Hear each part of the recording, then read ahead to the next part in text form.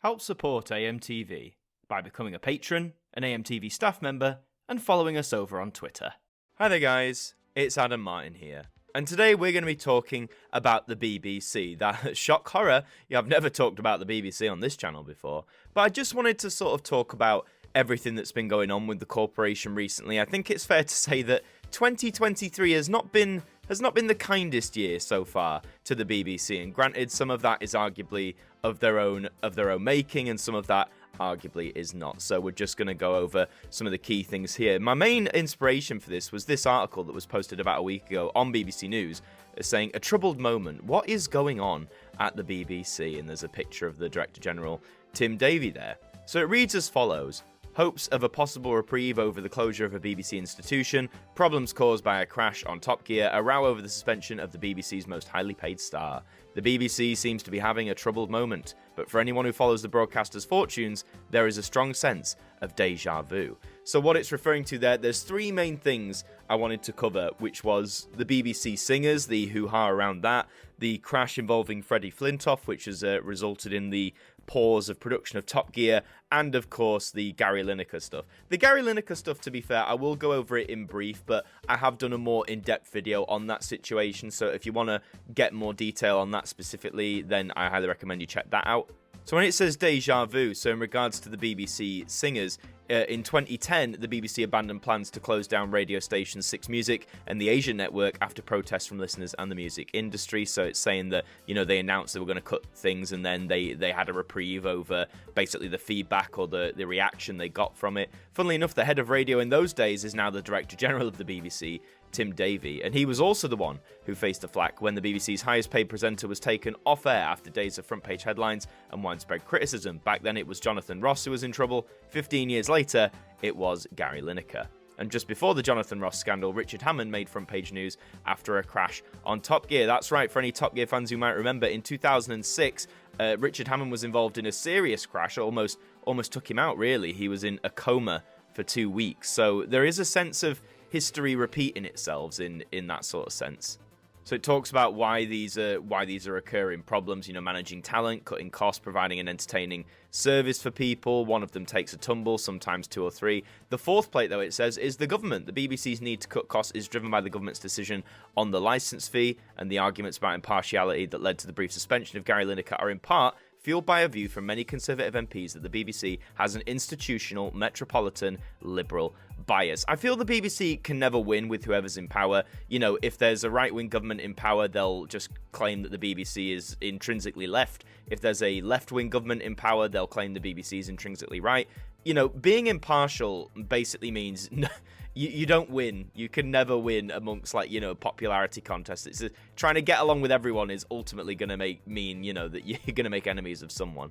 Interestingly, it claims when this happens to the BBC, when it's set by all these troubles, it's the BBC chairman who steps up to the plate to basically make, a public face, take the flak, whatever. So it says in 2010, the man who stepped in and saved 6 Music was the chairman, Sir Michael Lyons. And in 2012, when the Savile scandal engulfed the corporation, the man seeking answers and appearing on air was the BBC chairman of the day, Lord Patten. However, in 2023, the current BBC chairman has kept a rather low profile. And that, of course, is Richard Sharp. Now, we've touched a bit about him before, but to be blunt, he is a former Conservative Party donor and a very good friend of Boris Johnson. Now, his appointment to the corporation is currently under investigation. I think, everyone has, or most people in life will have a political leaning. I think to try and find someone who doesn't follow politics at all or doesn't, lean towards one thing or the other might be a bit difficult. But I'd say, if they're former big donors or personal really great mates, then surely that is grounds for there's a danger of, a bias in some direction. Surely that should have been assessed at the time. Although the article does say the BBC has a long history of troubles and making headlines. The first broadcast took place in November 1922, and it took a mere 5 months before the first official inquiry into its future was held, so it didn't last long, clearly. The Sykes Committee pondered long and hard about the licence fee and what sort of funding the BBC needed to entertain the nation. Its chairman also had thoughts on the relationship with the government. I'll leave you with a quote from Sir Frederick Sykes from 1923. And he said, if the BBC became even suspected of being an instrument of the government, the influence of the service would be destroyed. And I think that's absolutely true. Too much of government intervention is not good for the BBC, quite frankly. And when the Director General makes impartiality like the cornerstone of their regime, they've got to try and stick to that. So if Tory MPs don't like what they're hearing, well then, I'm afraid that's tough. Or it should be tough, you know. But anyhow, let's move on to the actual bits and pieces here. So, the BBC singers. So, this article is about they suspended the closure. So, again, they announced they were going to wind it down, but now that seems to have been paused at least. A number of organisations came forward to offer alternative funding. It's the UK's only full-time professional chamber choir, which I didn't know the UK's only one, goodness. And it says that it was targeted by budget cuts just before celebrating its 100th anniversary, which again would have been a huge shame. 140,000 people signed a petition urging to reverse it. So now they're exploring new funding models. So, like, they're safe for now. I do hope they really find some funding because they're a beautiful choir. I don't know if you've ever heard them sing. They're truly a beautiful choir. And if you haven't, you know, go onto YouTube or check when they're appearing on the TV and definitely give them a listen. They're great. The BBC has confirmed, though, the ensemble would appear at this year's Proms concert, so that's really good.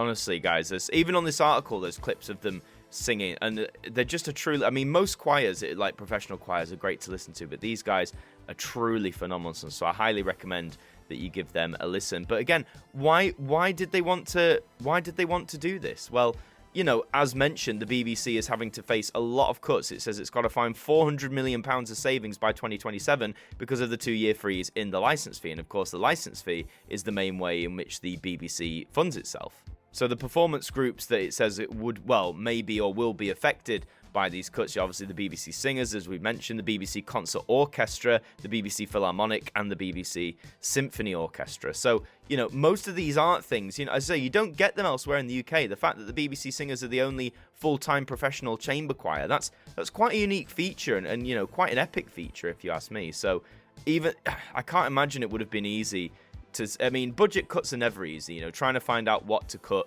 to save money is never an easy decision for any business, especially when it involves people's jobs. But I'm glad at the minute we've got a temporary reprieve. But I think this is just sadly a sign of things to come. There's going to be more BBC services, whether they be things like this or stuff on the radio or stuff on the telly, that are going to potentially face the axe for no other reason except budget.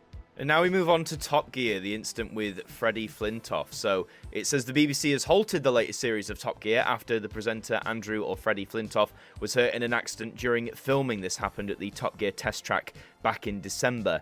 The BBC said it would feel inappropriate under the circumstances to resume making Series 34, which was, I can imagine, was a huge decision to take with them.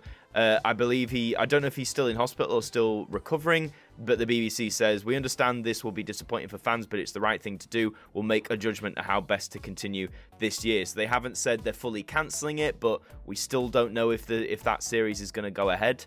And again, this was a big thing. You know, this isn't the first time. Richard Hammond, as mentioned, got placed in a coma in 2006 because he was involved in a crash on Top Gear. Freddie Flintoff himself is no stranger to having accidents on the show.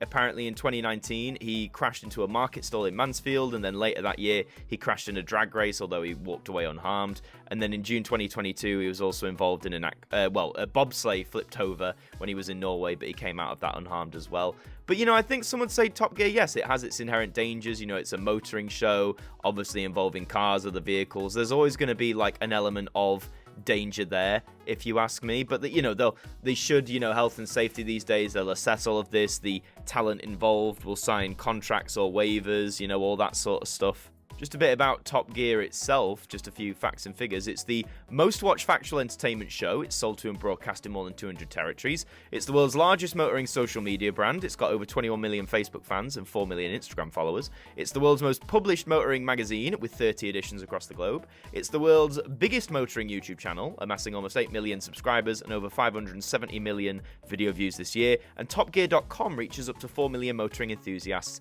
per month. So undeniably, Top Gear is a very popular show. It's one of the biggest in the BBC's arsenal. I agree with taking a pause in production, especially if that felt like the right thing to do amongst, you know, everyone involved. But I do think we will see Top Gear eventually return. Safety things might be tightened up. They might not do as dangerous stunts or sequences or whatever, or if they do, they might use, you know, like trained professionals in that sense. But I don't think this is the end of Top Gear necessarily. But again, it's another blemish on the BBC during 2023 at the moment.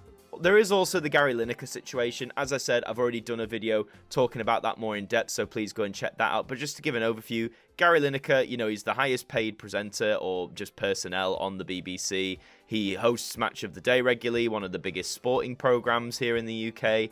And he made a tweet criticising the refugee policy, about the boats coming over, basically comparing the language used, or some of the language used, to that of Germany in the 1930s. That ruffled a lot of feathers. The BBC suspended him. It was all a big hoo-ha that arguably didn't need to be as big as it did, but it threw into question, this thing of impartiality, where's the line drawn, etc., etc. He's back on now. He's back on Match of the Day. He's not suspended anymore. But again, that whole thing really threw trust of the BBC. A lot of people turned on the BBC for that. So again, it's yet another. And I think they realised that it was a bit of an own goal, to pardon a pun. But yeah, it hasn't. That's probably been the biggest. But again, I've done a full video on it, so go and check that out. And then more recently, a few days ago, it was announced that the BBC is to cut 1,000 hours of new TV programming this year to save money, which is massive. It says half of the 1,000-hour cut that'll come from sport, fewer major events in 2023, and elsewhere BBC 4 is going to show more material from the archives, which doesn't surprise me. I mean, BBC 4 already shows a lot of archive material anyway, so and it is moving more seemingly towards being an archive channel, which, again, there's some arguments. Some people are saying why, BBC 4 should have been an archive channel from the start. I disagree. I think BBC 4 has made some phenomenal original programming from its inception up to now, and it's over 20 years of existence. But in terms of channels where you're going to cut stuff, I guess it makes more sense just to use more archive material on BBC 4 than anything else. It said the current freeze of the price of the licence fee continues to place significant challenges on the Beeb at a time of high inflation and media superinflation. Absolutely. As I've mentioned before in previous videos, I've got friends who work across the industry, and they're saying it's a really tough time for TV production, anything like that. So it says 50% of the reduction will come from fluctuations in the sporting calendar. There's no Commonwealth Games, no Men's Football World Cup, as there was in 2022. There is a Women's World Cup this summer, but the UK broadcast details have not been confirmed. I'd imagine the Beeb would try and get some of those rights, though. The other 500 hours will come from different areas, including BBC 4, which the corporation announced a year ago would become the home of both the BBC's rich archive and arts and music performances. So yeah, definitely indicating that BBC 4 is moving towards being more of a complete archive channel, which, if that's what it ultimately becomes, that's what it is. But I do think it's a shame. I think the original content that BBC 4 does produce is also worthy of being on there. Interestingly, it says the strategy does not include news. Those 1,000 hours will not include news coverage there. The BBC's TV budget will decline by 96 million to 1.75 billion over the coming year. Those are some big numbers. It's spending more on, it said it's currently spending more on and commissioning more hours of UK originated TV content than any other organisation. I haven't seen where that's been backed up yet, but I certainly could believe it, although Channel 4 might be knocking. Other cost-cutting measures include moving a number of World Service TV and radio broadcasts online, merging the domestic and global news channels. That's happening as we speak. So yes, that, again, another blow to the BBC. So again, all of these things combined has just made, and we've only had the first quarter of 2023, but I think it's fair to say it's not been the easiest year for the corporation. They've had a lot of, they've been in the headlines more than they probably would have liked. Again, some things of their own making, some things not. I just think going forward, the BBC ultimately is this public service broadcaster. They are having budget squeezes, so things are going to have to go. And I think, no matter what gets cut, whether that's service-wise or group-wise or program-wise, not everyone's going to be happy. There's always going to be someone out there who really loves or admires that particular thing that's being cut. But if it's a decision they have to make to continue to survive, to try and thrive in this increasingly difficult media landscape, then so be it. But that's all for this video. Please let me know your thoughts on all of these different situations, what you think about them, how you'd approach them, etc, etc. If you enjoyed this video, please leave a like. It does help us out. And do subscribe to the channel. It helps us out tremendously as well. But in the meantime, I've been Adam Martyn from AMTV. Thank you for joining me, and I'll see you next time. Thank you to our patrons for helping to support the show, and a special thank you to Macra, Hooks Media, Ben Freeman, Ethan Carberry-Holt, Bruce Danton, Globe of Reviews, Derek Chambers, Sean Knock, Dord Khan, and for being a UPC V2.0, our AMTV staff members.